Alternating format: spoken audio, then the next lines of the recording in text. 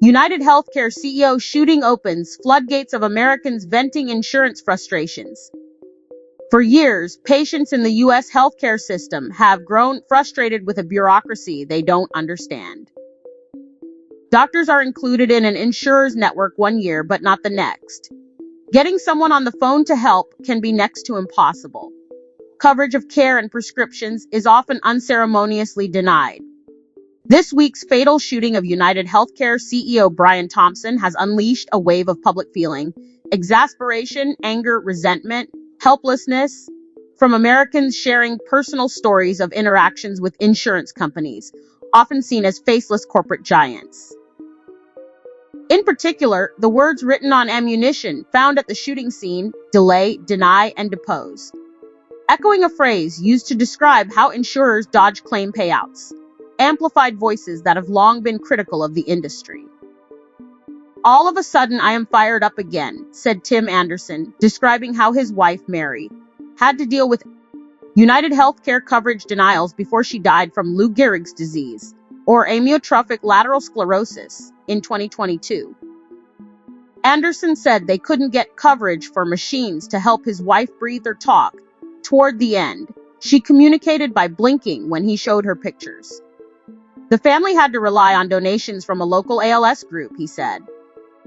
The business model for insurance is don't pay, said Anderson, 67, of Centerville, Ohio.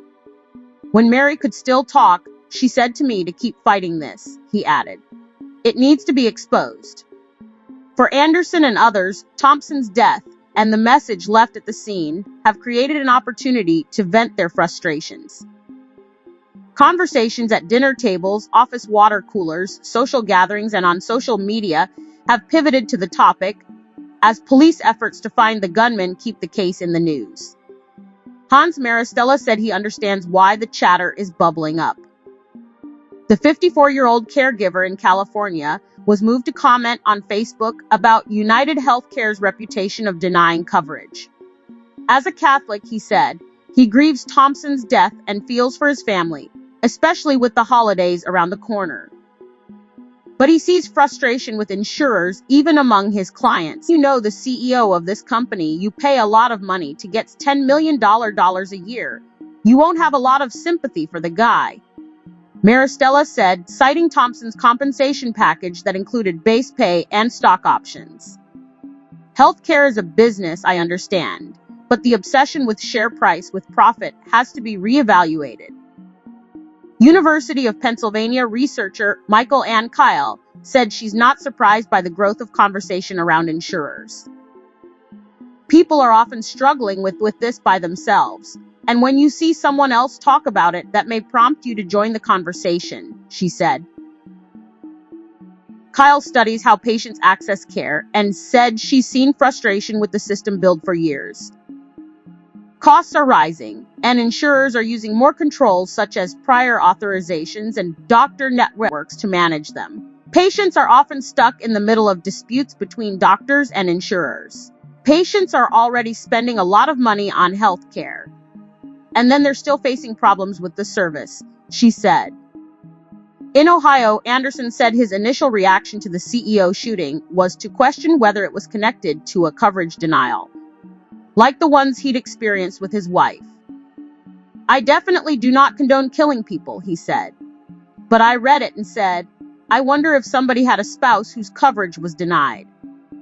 It's something Will Flannery, a Portland-based ophthalmologist and comedian with a large social media following, saw online a lot in the shooting's immediate aftermath and found very telling.